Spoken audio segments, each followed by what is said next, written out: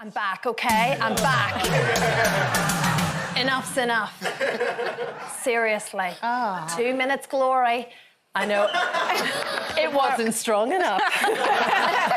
Takes more than that. Now, did you watch Eastenders last night? Did you? Yeah. It was a heated one. Denise finally came clean about her dalliance with Ravi. No. Denise never actually, as you saw there, went through with the deed. So could you forgive an affair that didn't quite cross the line, Colleen? However, there were a few kisses.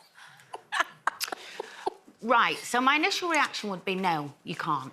But I think you've got to take into the circumstances, and the reason I say this, and I'm not condoning it in any way, is because many years ago it happened to me. And the reason it happened to me was because I was being made to feel rubbish and surplus to requirements and not attractive and not loved, and I was just there to kind of look after people and clean the house or whatever. And then I went away on tour and met someone who made me feel like a gorgeous woman again and attractive and built up my self-esteem that I'd lost.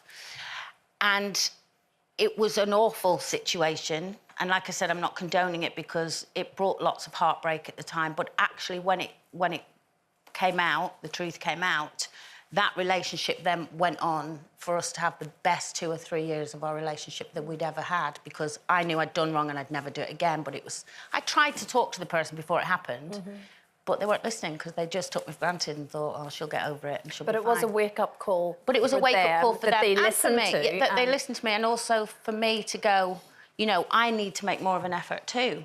So in that respect, it kind of worked. However, I also learned that I could never do that again because it isn't the answer.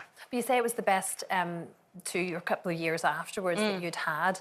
But that's, I guess, because you both felt that, OK, we've done wrong here, we've both slightly messed up and we're willing to fix it. Work on it. So that means that you both felt that kind of fault, whereas you could easily have had that conversation. Let's just say that it obviously didn't work because I'm not with that person No, of course. But you did have a couple of years' worth of good times, it did. is my point. Yeah, absolutely. But you were lucky that the other person felt that they were at fault as well, because like we see in EastEnders there, he clearly feels, well, I don't feel that way and I never want to see you again. And that's the other outcome, or the possible outcome of the situation. I mean, in an ideal situation, I guess, when you're not talking about, obviously, what's written in the script of a soap opera, is that she would feel that she was having feelings towards this other guy, but not actually kiss him, and then say, hang on, I'm having these feelings, I better go and deal with my husband and tell him what's why about I'm feeling... to happen. Yeah, whatever.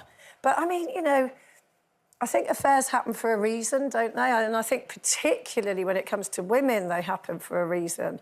Exactly as you've just said, I think a woman has to feel very sort of emotionally, like if her partner is emotionally absent or she feels abandoned, it takes a lot, I think, for a woman to have an affair, even if it's just... But for me, a kiss is very intimate. Yeah. Very intimate. The most intimate. Yeah. So you would class just a kiss as cheating, as an affair. Yeah, well, I think you cross the line in your mind first, and that's, for me, that's the difficulty. Because once you've crossed that line in your mind, you've made that decision, you're going to step out of those boundaries, if it's a marriage, out of those boundaries, and you're willing to entertain those thoughts about somebody else. And I know we've had this conversation also about sort of social media. If you have it on social media, is that cheating? I think once you start to engage those thoughts about somebody else, you've just opened a door, and you're just... Does that include Ryan Gosling? Well, I'm not partial to old Ryan Gosling, but like... Shock! Sorry. But what my point is, once you open that door to those feelings, you're more likely to walk down it. And that path can take you down, whether it's kissing, whether it's cuddling, whether it's an emotional connection, whether you're sharing stuff that you should be sharing with your partner, whatever. You open that door and it can lead to... obviously, in Denise's case, it didn't, but you can end up going to a place that you perhaps wish you hadn't, entertained. Yeah. And then there are kind of all of those complications that come after that. There's the family, there's the children... And the trust. The guilt and the trust and the this. There's all of those things that then comes after. There's a lot to work on and to rebuild if you want to rebuild, and you both want to rebuild together, obviously.